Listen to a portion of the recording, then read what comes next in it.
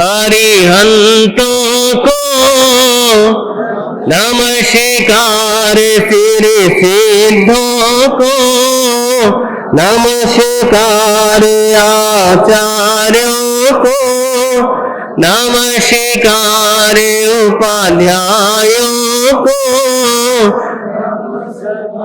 जग में जितने साधुगण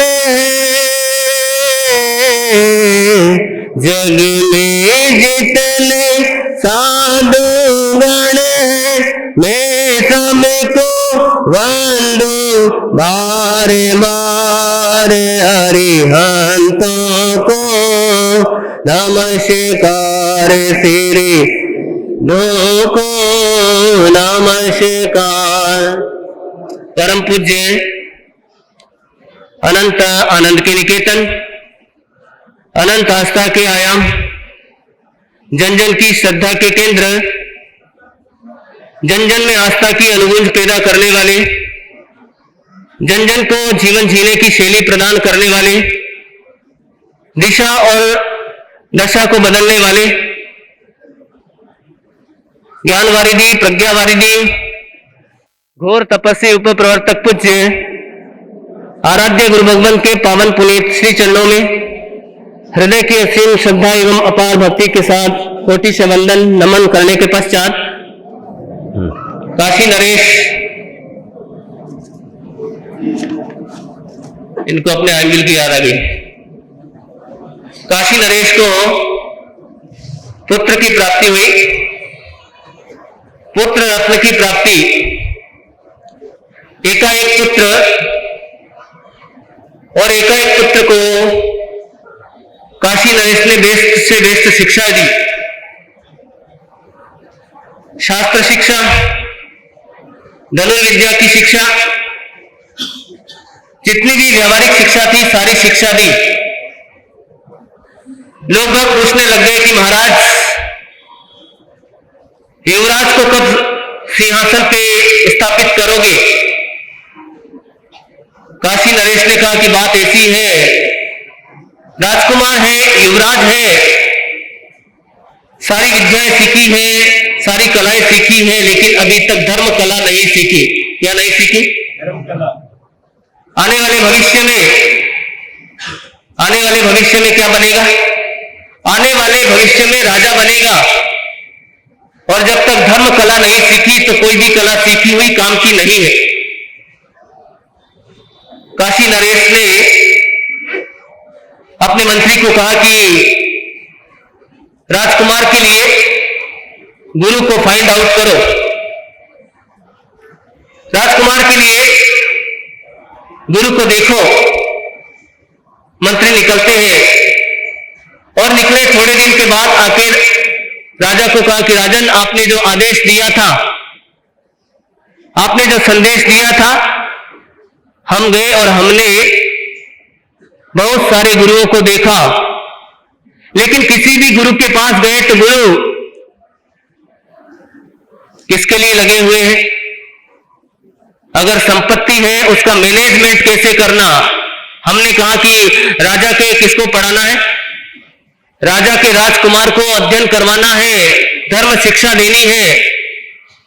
और जितने भी धर्मगुरु थे, धर्मगुरु कहते हैं कि अगर राजा के राजकुमार को पढ़ाएंगे, राजा के युवराज को धर्म शिक्षा देंगे तो हमारे पास संपत्ति आएगी, और संपत्ति आएगी तो हम स्कूल बनवाएंगे, हम हॉस्पिटल बनवाएंगे। देखिए, मनी मैनेजमेंट करना जानते, लेकिन मनी डिटैचमेंट करना नहीं जानते। मनी मैनेजमेंट की बात करते, जितने भी गुरु मिले सारे गुरु मनी मैनेजमेंट, मनी को किस तरह से लगाना, लेकिन मनी से कैसे अलग होना कौन नहीं जानते? वो नहीं जानते। लेकिन एक गुरु मिले हैं सपत्नीक, और वो कहां पे रहते हैं? बॉर्डर पे रहते हैं, हमारे राज्य के बॉर्डर पे रहते हैं, राज्य के बॉर्डर पे रहते हैं। और हमें लगा कि वास्तव में उनके बारे में सुना है, अलहड़ मस्त फकीर मौला, उनके बारे में सुना है कि जरूर क्या दे सकते हैं? धर्म शिक्षा दे सकते हैं। राजा ने कहा अच्छी बात है, तो उन्हें लेके आओ। मंत्री निकलते हैं, महाराज के पास पहुंचे, संत के पास पहुंचे, गुरु के पास पहुंचे। और आप देखना, गुरु वो होता है जो अनुत्तर धर्म श्रद्धा पैदा कर दे, जिंदगी में कायाकल्प कर दे, चेतना का रूपांतरण कर दे। गुरु वो होता है जो कौवे को भी हंस बना दे। किसको? कौवे को भी हंस बना दे, विकृति को संस्कृति में लेके आ जाए, उसका नाम है गुरु। वो जो गुरु था, गुरु के पास पहुंचे और जाके कहा कि आपको राजा जी ने बुलाया है। उसने कहा मुझे राजा से कोई काम नहीं है, राजा को अगर कोई काम होगा तो मेरे पास आएगा। याद रखना, जो तुम्हारी गुलामी करता है वो गुरु नहीं होता, वो तो गुलामी में रहा है, वो आपको भी गुलामी में ही रखेगा। लेकिन वो गुरु गुलाम नहीं थे। गुरु ने कहा कि राजा को अगर जरूरत होगी तो मेरे पास आएगा, आवश्यकता होगी तो राजा मेरे पास स्वयं चल के आएगा। और आप देखिए, राजा को लगा कि जरूर कुछ ना कुछ है ना। आपको भी अगर कोई झटका है तो आपको लगता है कुछ ना कुछ तो तंत्र है। और वो राजा पहुंच गया अपने राजकुमार को लेके, मंत्री को लेके गुरु के पास पहुंचे और गुरु को कहा कि इसको धर्म शिक्षा देनी है। गुरु ने कहा आई कैन गिव, मैं दे सकता हूं, आई कैन गिव, मैं दे सकता हूं, लेकिन मेरी कुछ शर्तें हैं, मेरी कुछ शर्तें हैं, कंडीशंस हैं। अगर कंडीशंस मानने को तैयार हो तो मैं तुम्हारे बेटे को क्या दूंगा? मैं तुम्हारे बेटे को धर्म शिक्षा दूंगा। अब आप देखिए, उस गुरु ने कंडीशन रखी, उस गुरु ने कंडीशन रखी, during the training session, during the training period, तुम्हारा जो बेटा है जब तक इसका अध्ययन अध्यापन चलता है कहीं पर भी नहीं जा सकता। क्या बात? सबसे पहली बात, कहीं पर भी नहीं जा सकता। कोई भी काम हो, अगर किसी की मृत्यु भी हो जाए तो भी क्या नहीं हो सकता? तो भी नहीं जा सकता।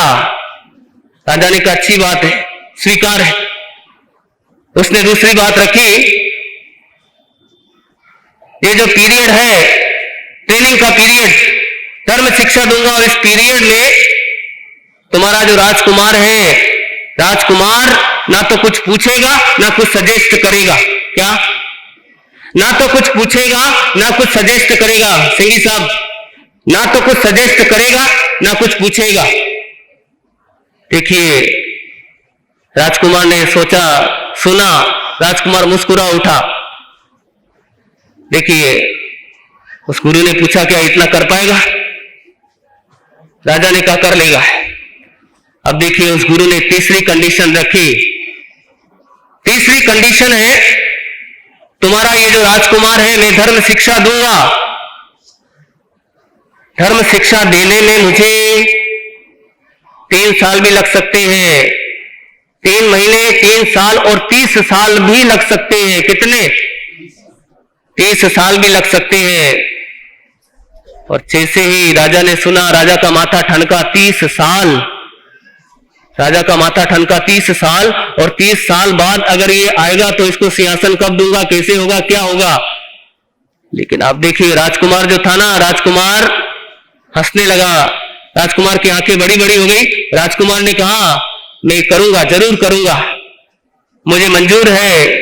देखिए, राजकुमार कहता है मैं जानता हूं कि ये गुरु मेरे शरीर को नहीं लेकिन मेरे अहंकार को देख रहे हैं, और ये गुरु मेरे अहंकार को क्या कर देंगे? मेरे अहंकार को धराशायी कर देंगे।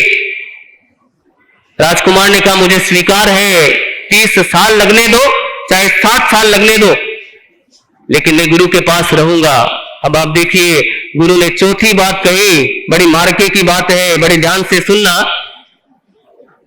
उस गुरु ने कहा चौथी बात ऐसी है, entire training period, entire training period मैं तुम्हारे राजकुमार का खून भी कर सकता हूं। क्या कहा? मैं तुम्हारे राजकुमार का खून भी कर सकता हूं। बोलो, आपको अगर मालूम पड़ जाए ऐसा गुरु है और गुरु आपके बेटे की हत्या कर सकता है, खून कर सकता है, मर्डर कर सकता है, बोलो आप अपने बेटे को गुरु को सौंपोगे? आप सौंपोगे? लेकिन देखिए, राजकुमार ने कहा कि मैं गुरु के पास रहूंगा। और आप देखिए, वो जो राजकुमार था गुरु के पास अवस्थित है, गुरु के पास विराजमान है, गुरु के समीपस्थ 5 दिन होते, 15 दिन होते, 35 दिन होते हैं। गुरु दुनिया से बातचीत करते हैं, दुनिया से पूछते हैं, बाजार जाते हैं, खेत जाते हैं, सारे काम करते हैं, लेकिन राजकुमार की तरफ ध्यान है ही नहीं। और राजकुमार इतना बड़ा राजकुमार है, बोलो माथे पे हाथ रख के बैठ गया होगा। क्या करके बैठ गया होगा? माथे पे हाथ रख के बैठ गया होगा कि गुरु मेरी तरफ देखते ही नहीं, मुझसे कुछ बोलते ही नहीं है। लेकिन आप देखिए राजकुमार शांति, एकदम शांति। राजकुमार ने पेशेंस बनाए रखा, राजकुमार ने धैर्य बनाए रखा। अगर आप होते तो भाग जाते कि गुरु बोलते ही नहीं है। कई लोग हमारे यहां पर भी आते हैं और गुरुदेव ने अगर नाम नहीं लिया, गुरुदेव ने अगर पुकारा नहीं, गुरुदेव ने अगर आशीर्वाद नहीं दिया तो गुरुदेव के पास क्या जाना, गुरुदेव तो हमारी तरफ ध्यान देते नहीं, मात्र यहाँ तो मेला मेला होता है और तो कुछ होता नहीं है, गुरुदेव का हमारी तरफ ध्यान नहीं है। आप देखिए राजकुमार वहां पे बैठा रहा, इंतजार करता रहा। और जब इंतजार की घड़ियां खत्म हुई, इंतजार की घड़ी खत्म होते ही गुरु ने कहा तुम्हारा फर्स्ट फेस क्या हो गया, पहला फेस खत्म हुआ। यानी मैं तुम्हारे किसकी चेक कर रहा था? मैं तुम्हारे धैर्य को चेक कर रहा था, तुम्हारे भीतर धैर्य है कि नहीं। और तुम्हारे धैर्य को देखा, तुम्हारे भीतर पेशेंस है, तुम्हारे भीतर धैर्य है। अब देखिए गुरु ने कहा कि देखो अब आगे चलते हैं। और गुरु ने कहा कि अब एक काम करते हैं, मेरे हाथ में लकड़ी की तलवार और तुम्हारे हाथ में एक आर्मर। आर्मर यानी आप समझते हैं? आर्मर मीन्स, हाँ, आर्मर मीन्स ढाल। ढाल जो है वो ढाल तुम्हारे पास रखना। और हम क्या करते हैं, अभ्यास करते हैं। राजकुमार पहले से ही किसमें निष्णांत था? राजकुमार पहले से ही युद्ध विद्या में निपुण था। विद्या उसने सीखी हुई थी, धनुर्विद्या, उसने दूसरी तलवार आदि की विद्या सीखी हुई थी। बहनों थोड़ी शांति रखो।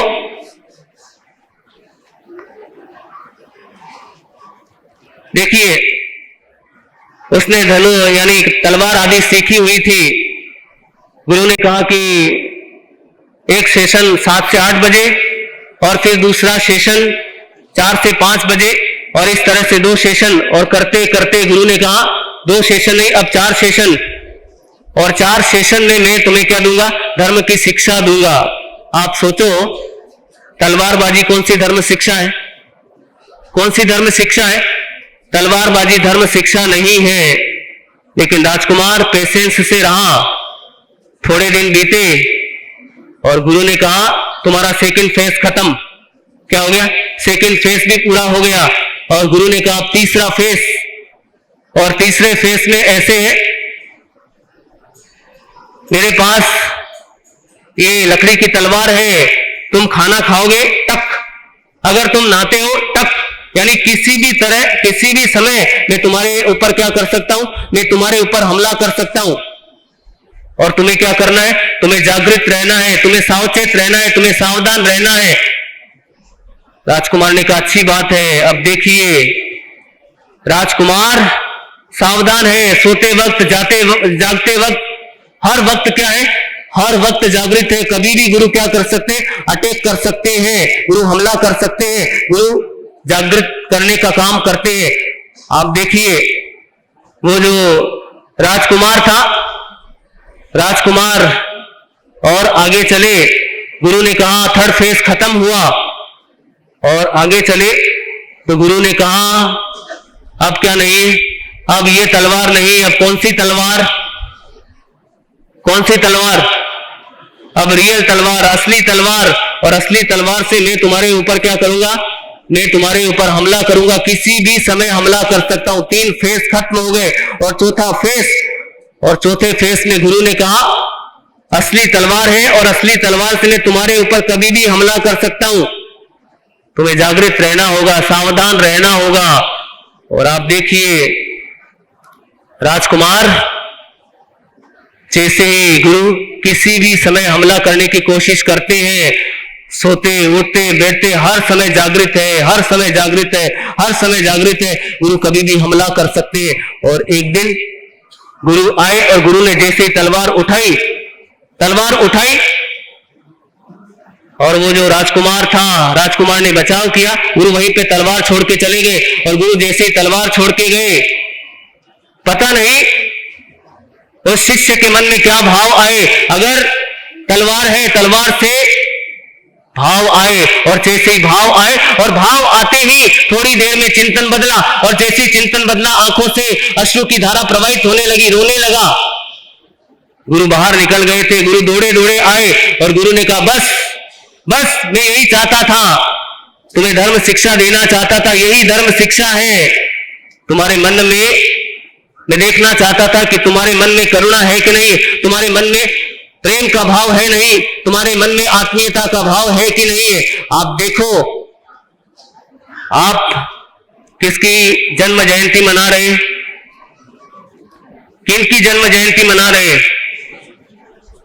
मानवता के मसीहा, साधना के शिखर पुरुष उपाध्याय पूज्य गुरुदेव पुष्कर मुनि जी महाराज साहब की हम जन्म जयंती मनाने के लिए एकत्र हुए हैं। गुरुदेव पुष्कर मुनि जी महाराज साहब का एक विराट जीवन, जिन्होंने जन्म भले ही ब्राह्मण कुल में लिया, क्षमा तो बुझ गई, लेकिन महफिल आज भी है। देखिए, महफिल आज भी सजी हुई है। गुरुदेव पुष्कर मुनि जी महाराज साहब ब्राह्मण कुल में जन्म लिया, पालीवाल कुल में जन्म लिया, और जन्म लेने के बाद अपनी साधना से, अपनी विद्वत्ता से, अपनी समता से, अपनी सहिष्णुता से जिन्होंने पूरी दुनिया को आलोकित किया, गुरुदेव पुष्कर मुनि जी महाराज साहब, आप देखो कठिन से कठिन परिस्थितियां आई, लेकिन कठिन से कठिन परिस्थितियां आने पर भी कभी विचलित नहीं हुए गुरुदेव पुष्कर मुनि जी महाराज साहब। गुरुदेव पुष्कर मुनि जी महाराज साहब कैसे व्यक्तित्व थे जिन्होंने कभी सिद्धांतों से समझौता नहीं किया। कई ऐसे प्रसंग आए, कई लोग खलनायक बन के उभरे, लेकिन गुरुदेव पुष्कर मुनि जी महाराज साहब ने सहन करने की अपनी शक्ति और अपने मादे से उनको भी क्या कर दिया, उनको भी पराजित कर दिया। गुरुदेव पुष्कर मुनि जी महाराज साहब, गुरुदेव पुष्कर मुनि जी महाराज साहब जिनकी वाग्मिता देखिए, वाणी की वाग्मिता, रसानुभूति होती थी गुरुदेव के वचनों को सुन के। गुरुदेव के वचनों का अतिशय, अगर एक शेर को भी कह दे रुक जा, तो शेर भी रुक जाता। वो गुरुदेव पत्थर में भी कमल खिलाने की ताकत कोई रखते थे, तो गुरुदेव पुष्कर मुनि जी महाराज साहब, मैंने देखा है हजारों लाखों लोग आते थे और हजारों लाखों लोग आके समस्या का क्या प्राप्त करके जाते थे, समस्या का समाधान प्राप्त करके जाते थे। गुरुदेव पुष्कर मुनि जी महाराज साहब, गुरुदेव पुष्कर मुनि जी महाराज साहब जिनके गुरु का नाम था ताराचंद जी महाराज साहब, और देखिए गुरु मिले कौन, तारक गुरु मिले, तारक गुरु गुरुदेव पुष्कर मुनि जी महाराज साहब। गुरुदेव पुष्कर मुनि जी महाराज साहब का जीवन जब हम पढ़ते हैं, हमें मालूम पड़ता है गुरुदेव का जीवन कितना महान जीवन था, कितना उदात्त जीवन था, कितना व्यक्तित्व कर्तृत्व महान था गुरुदेव पुष्कर मुनि जी महाराज साहब का। गुरुदेव पुष्कर मुनि जी महाराज साहब ने डाकू को भी क्या बना दिया, डाकू को भी संत बना दिया। मालूम है आपको, आपने जीवनी पढ़ी हो तो उसमें डाकू का नाम आया लक्ष्मण सिंह जी, उन्हें क्या बना दिया, उन्हें डाकू से संत बना दिया, सन्यासी बना दिया। गुरुदेव का जीवन, गुरुदेव ने साधना की, और गुरुदेव की साधना से कितने देवी देवता गुरुदेव की साधना में क्या रहते थे, गुरुदेव की साधना में उपस्थित होते थे। गुरुदेव की साधना के कई चमत्कार हुए। कई लोग जो थे, कईयों को आंखों की रोशनी नहीं थी, आंखों की रोशनी प्राप्त हो गई। महापुरुष चमत्कार करते नहीं, लेकिन चमत्कार स्वतः होते हैं, अपने आप होते हैं। उनके जीवन का ऐसा प्रभाव होता है, उनकी साधना का ऐसा प्रभाव होता है। गुरुदेव पुष्कर मुनि जी महाराज साहब, गुरुदेव पुष्कर मुनि जी महाराज साहब के मंगल पाठ में लोग आते थे, और गुरुदेव पुष्कर मुनि जी महाराज साहब के मंगल पाठ में जो लोग रोते रोते आते थे, वो हंसते हंसते जाते थे। गुरुदेव पुष्कर मुनि जी महाराज साहब, देखिए गुरुदेव पुष्कर मुनि जी महाराज साहब, मैंने जब छोटा सा था, करीब 11-12 साल का था, और 11-12 साल के समय में गुरुदेव पुष्कर मुनि जी महाराज साहब के पास सानिध्य में रहने का प्रसंग बना। गुरुदेव पुष्कर मुनि जी महाराज साहब लगता था ऐसे जैसे भगवान के रूप में हो। याद रखो, गुरु को अगर समझना है तो भगवान के रूप में समझो, और जब भगवान के रूप में व्यक्ति समझता है तो बोलिए, भगवान के रूप में जब व्यक्ति समझता है, जब इंसान के रूप में समझता है तो कुछ घटित नहीं होता, और जब भगवान के रूप में देखता है तो जीवन में कुछ चेंजेस आती है। गुरुदेव पुष्कर मुनि जी महाराज साहब, गुरुदेव पुष्कर मुनि जी महाराज साहब, अनुत्तर धर्म श्रद्धा को पैदा करे उसका नाम है गुरु। और गुरुदेव पुष्कर मुनि जी महाराज साहब जिन्होंने अतिजात शिष्यों को उत्पन्न किया, अतिजात शिष्यों को पैदा किया, गुरुदेव पुष्कर मुनि जी महाराज साहब के देखिए शिष्य आचार्य बने, उपाध्याय बने, प्रवर्तक बने, उपप्रवर्तक बने, सलाहकार बने। गुरुदेव का जीवन कितना महान जीवन होगा, कितना महान जीवन जिसकी हम व्याख्या नहीं कर सकते। देखिए गुरुदेव के जीवन की व्याख्या करने के लिए, गुरुदेव के जीवन की व्याख्या करने के लिए, गुरुदेव की स्तुति करने के लिए मैं पुष्पों के पास गया, फूलों के पास गया, तो फूलों ने कहा हमारी जिंदगी तो थोड़े से समय की है, हमारी सुवास थोड़े से समय की है, लेकिन उनका जीवन देखो, जिनका जीवन महक महक युक्त है, और हजारों लोगों को जो महक से क्या कर देते, भर देते, उनके सामने हमारा क्या अस्तित्व, उनके सामने हमारा क्या वजूद। फिर मैं स्तुति करने के लिए शब्दों के पास गया तो शब्दों ने कहा हमारी क्या औकात, जिनका एक शब्द अनंत आगम को समेटे हुए है, उनके सामने हमारा क्या वजूद, हमारा कोई वजूद नहीं है, हमारी कोई स्थिति नहीं है। देखिए गुरु धरती का वो चल मंदिर है जो ब्रह्मांड के किसी भी कोने में किसको पहुंचा सकता है, स्वयं को पहुंचा सकता है। शिष्य अगर वीणा है तो गुरु वीणा की क्या है, झंकार है। शिष्य अगर शब्द है तो गुरु शब्द में समाये हुए अर्थ को प्रकट करता है। अगर शिष्य फूल है तो गुरु उस फूल का सौंदर्य है। गुरु शब्द दिखने में बहुत छोटा है, लेकिन गुरु में बोले क्या है, गुरु में बहुत महत्ता है। आप गुरु की व्याख्या नहीं कर सकते। ऐसे सदगुरुदेव जो दुनिया के लिए दीप स्तंभ के समान थे, वो गुरुदेव जो हमारे लिए किसके समान, हमारे लिए देखिए खुदा का नूर है गुरु, खुदा का नूर है गुरु, ज्ञान का भंडार है गुरु, खुदा का नूर है गुरु, ज्ञान का भंडार है गुरु, अंधेरों में जलती क्षमा है गुरु, इंसानियत का पाठ सिखाता है गुरु, जिंदगी जीना सिखाता है गुरु, जिंदगी जीना सिखाता है गुरु, जमी पर रहने वाला भगवान है गुरु, जमी पर रहने वाला भगवान है गुरु, हर कला में निपुण बनाता है गुरु, और दुनिया का सबसे तराशा हुआ हीरा है गुरु। मन में विश्वास, रंगों में साहस भरता है गुरु, मुश्किलों में हिम्मत रखना सिखाता है गुरु, मुश्किलों में हिम्मत रखना सिखाता है गुरु, हमें ख्वाबों के समंदर से पार लगाता है गुरु, हमें सही बोलने का सलीका सिखाता है गुरु, हमें अपने शिष्यों की सफलता में खुश होता है गुरु। आप देखिए गुरुदेव पुष्कर मुनि जी महाराज साहब, जिनको शिष्य भी मिले तो कैसे मिले, और जिन्होंने अपने शिष्यों से बेइंतहा प्यार किया, कभी बेरुखी नहीं दिखाई अपने शिष्यों के साथ, वो गुरुदेव पुष्कर मुनि जी महाराज साहब।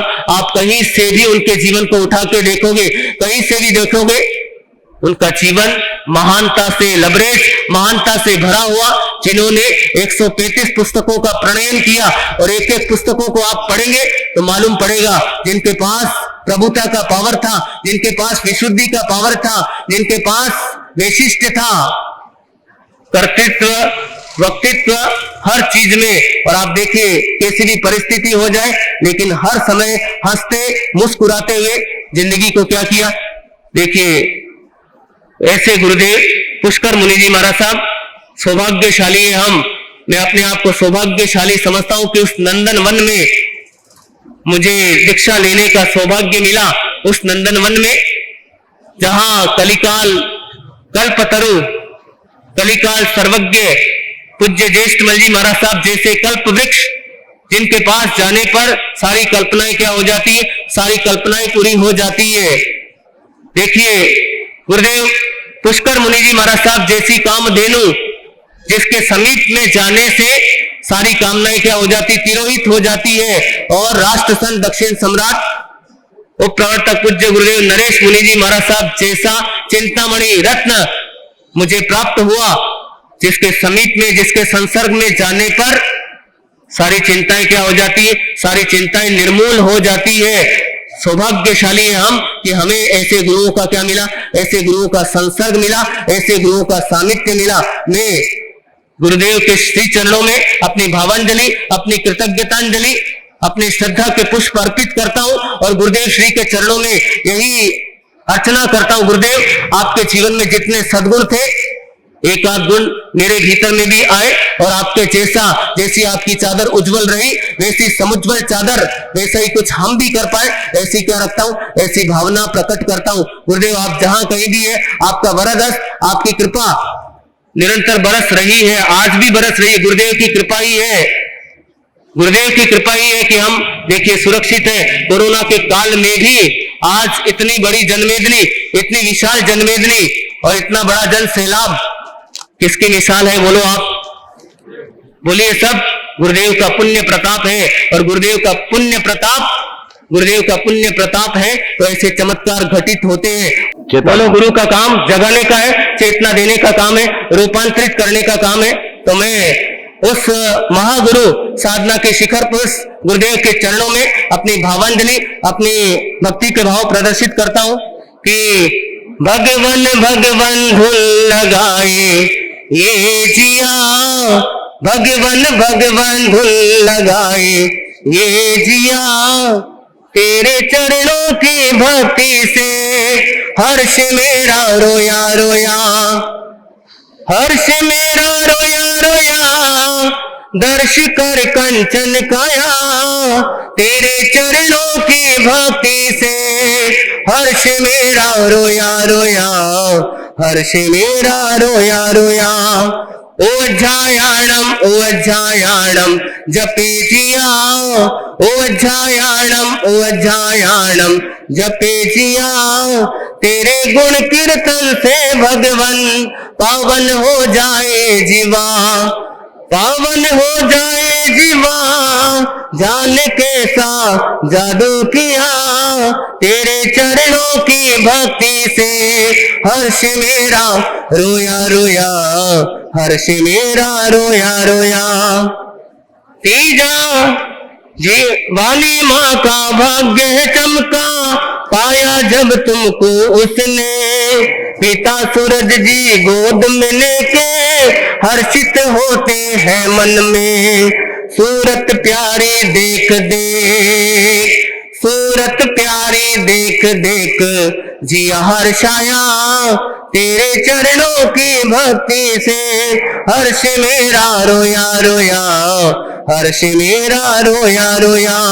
भगवन भगवन धुन लगाए ये जिया, ओझायाणम ओझायाणम जपे जिया, तेरे गुण कीर्तन से भगवन पावन हो जाए जीवा, पावन हो जाए जीवा, जान कैसा जादू किया, तेरे चरणों की भक्ति से हर्ष मेरा रोया रोया, हर्ष मेरा रोया रोया। और आप देखिए हुबली में जो चातुर्मास हुआ है, उस चातुर्मास में भी अगर चातुर्मास में भी मैंने सबसे ज्यादा योगदान दिया। पूछ लो अशोक जी कोठारी को, मैंने कहा कि आबा श्री जी का चातुर्मास कराओ, आबा श्री जी का चातुर्मास कराओ। अगर देखिए अगर कोई भावना विकृत होती तो मैं ऐसा नहीं करता था, लेकिन आपके प्रति बहुत ही अच्छा सद्भाव है, आपके प्रति बहुत ही आत्मीयता है।